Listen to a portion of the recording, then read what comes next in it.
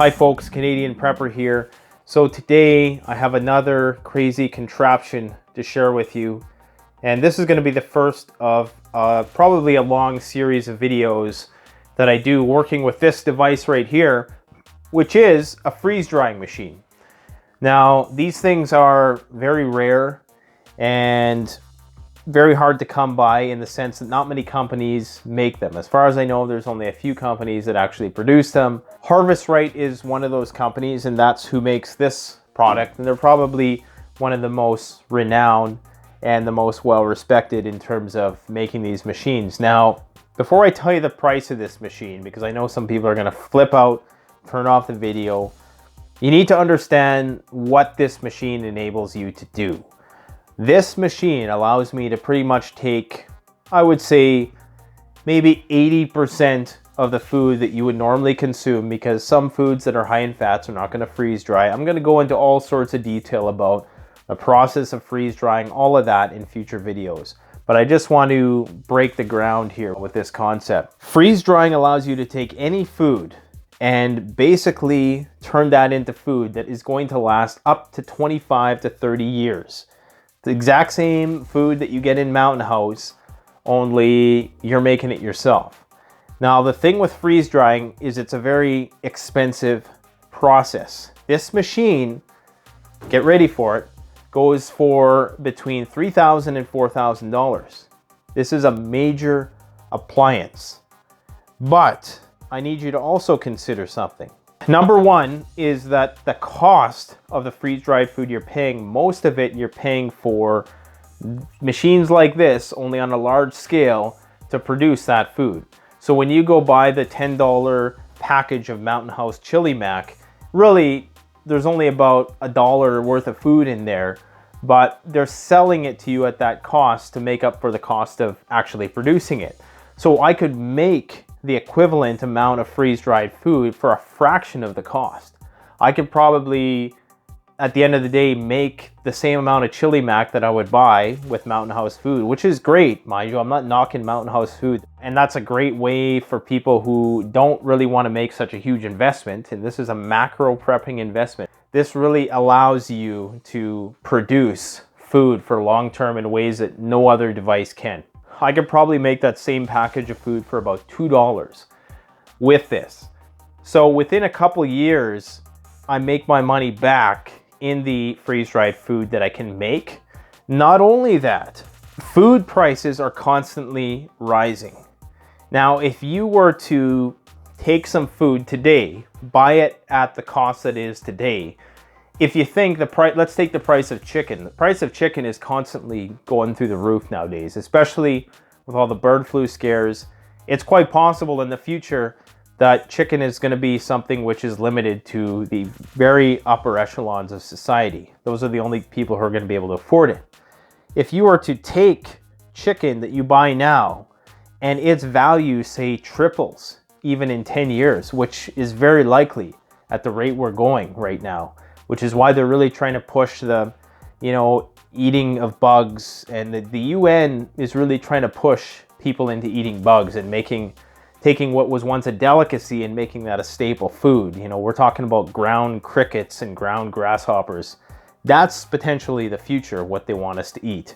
A lot like in that movie with the train, and it's the apocalypse and they're driving around the world in the train. Amazing movie. I think it's called Snowpiercer. Watch that movie. It's one of my absolute favorite apocalyptic films because it's just one massive metaphor for the post-industrial future that awaits us. Anyways, so if you think about it, food then becomes an investment which is going to appreciate over time. And I'm not just talking about inflation. I'm talking about the actual value of that chicken being worth far more 10 years from now than it is today. If you can preserve it the way freeze drying preserves it in 90% of its naturally occurring form, and with retaining most of the nutrients and retaining most of the texture and the taste, then that is potentially a means of bartering in the future.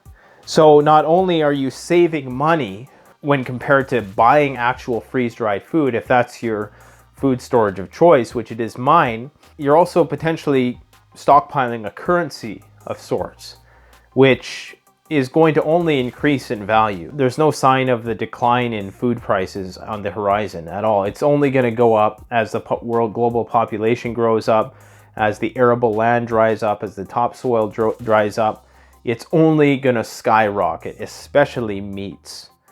So that's why this is an investment. Now, it's not an investment for everybody. Like I said, if you are still in your infancy of prepping, maybe this is not something you want to look towards. Me, I'm seeing this as an investment in the future because I know that I'm going to continue to do my stockpiling of freeze-dried food. So why not make it myself? I've done several batches through this thing, so this isn't like a first impressions video. I've used this machine for the last several weeks, making batch upon batch, and it takes between 24 to 48 hours to make a batch. I've probably done about 7 solid batches of different types of food. And what I can say is that the food tastes exactly the same as Mountain House. Freeze drying is freeze drying. It really all boils down to how good the food is that you put in there beforehand. So if you're cooking good quality food with good recipes, then you're going to get quality freeze-dried food. Now, I'm not going to say much more about the machine than that. I'm going to go into much more detail about this machine in future videos.